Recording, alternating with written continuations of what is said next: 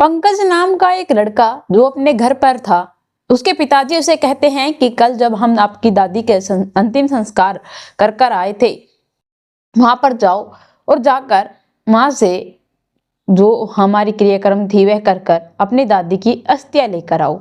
जो शमशान घाट पर वह जाता है, कुछ फूल फल दूध जो भी कुछ मंगाया था वह एक पन्नी में, एक पॉलीथीन में पैक कर कर वह वहां से रवाना हो जाता है।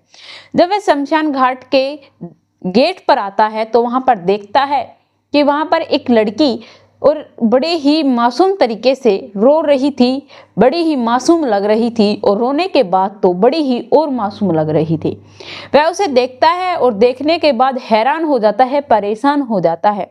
वो जो एम्बुलेंस वाला जो उसके साथ झगड़ रहा था, लड़ रहा था, वह उससे पूछता है कि आखिरकार क्या बात है, आप इसके साथ क्यों इतना झगड़ रहे हो, क्यों इतनी ज्यादा आप लोगों ने यहाँ पर पब्लिक इकट्ठा कर रखी है। तो वह बताता है कि साहब हमारी कोई भी गलती नहीं है, इन्होंने इस औरत को हमारी कार जो एम्बुलेंस है इसके अंदर बैठाया था और कहा था पीछे उनकी अर्थी को रख रखा है, वह मर चुकी हैं और यह शमशान घाट के अंदर उनका अंतिम संस्कार करने के लिए आई है और इन्होंने हमें झूठ बोला था कि यहाँ पर इनका कोई घर वाला मिलेगा, लेकिन इनका यहाँ पर कोई भी सदस्य नहीं है और अब यह मेरे ऊपर इनकी जो जबरदस्ती है वह थोप रही है कि आप हमारे माताजी का अंतिम संस्कार करवा दो।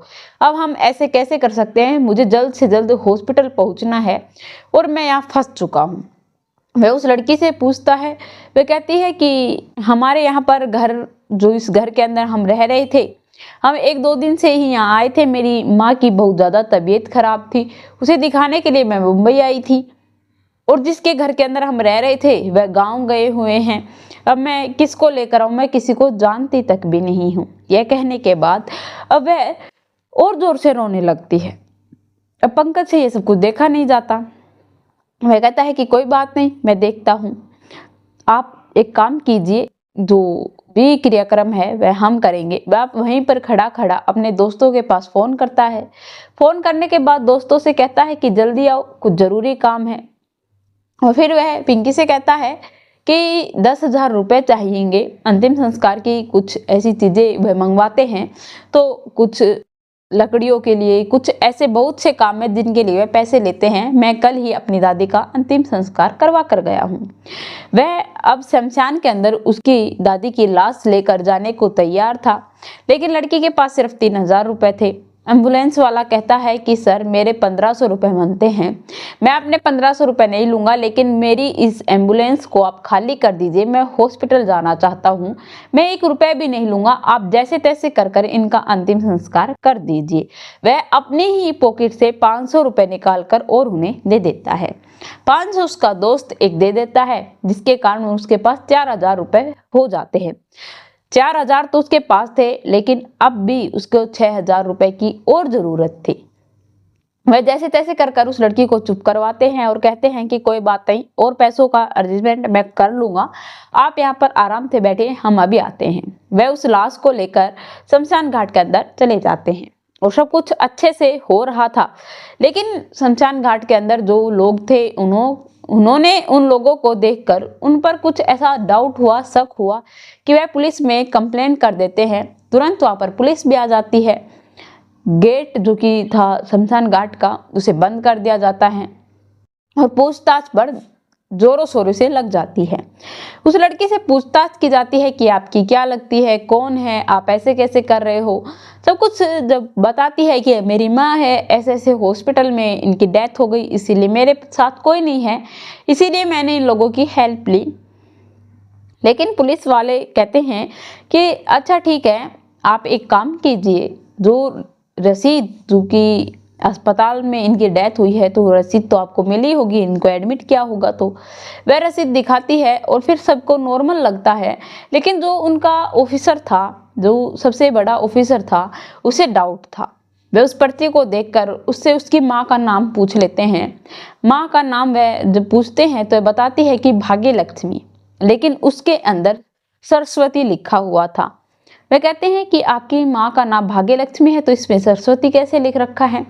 जब वह कहती है कि सरस्वती जी ऐसा है वैसा है, ऐसे कर कर बातों को गोलमाल घुमाने लगती है। उन्हें वहीं पर धर दबोच लेती है।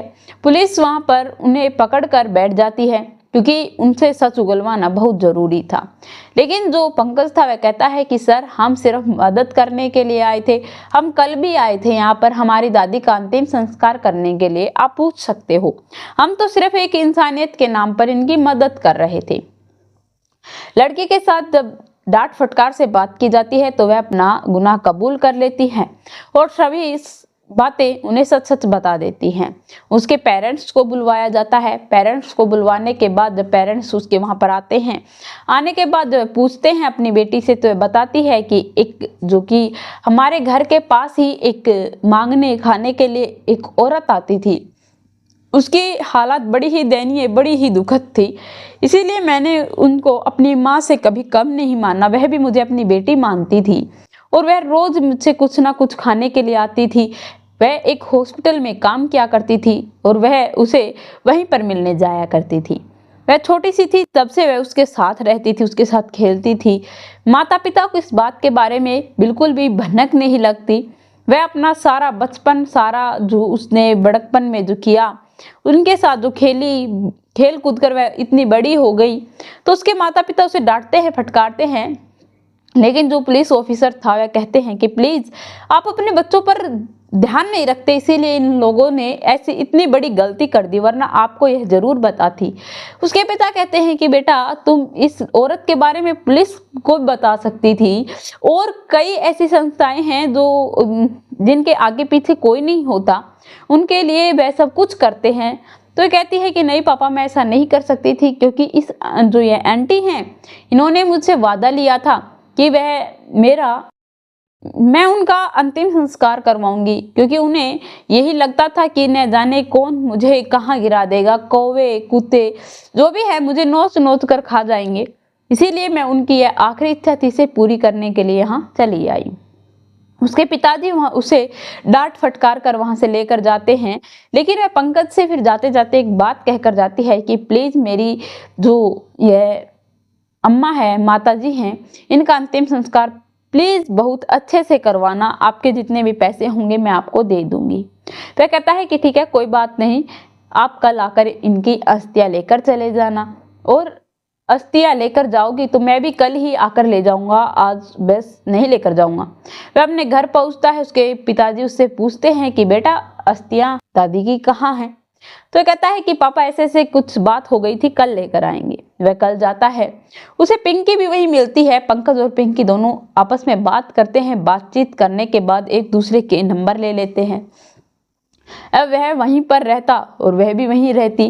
वह अब दोनों के बीच में बातचीत, फ्रेंडशिप शुरू हो गई। अब वह मिलने जुलने भी लगे और धीरे धीरे न जाने कब उन दोनों के अंदर प्यार हो जाता है। और जब उन दोनों को प्यार हो जाता है तो वह अपने घर वालों को बताने के लिए दोनों राजी हो जाते हैं, अपने घर वालों को राजी कर लेते हैं और दोनों की कुशल मंगल में शादी करवा दी जाती है। दोस्तों यह रही पंकज और पिंकी की कहानी। आप लोगों को कैसी लगी कमेंट में लिखकर जरूर बताना। मेरे चैनल को सब्सक्राइब करना, बेल नोटिफिकेशन को ऑन करना, ताकि ऐसी हर वीडियो जल्द से जल्द आप लोगों तक पहुंच पाए।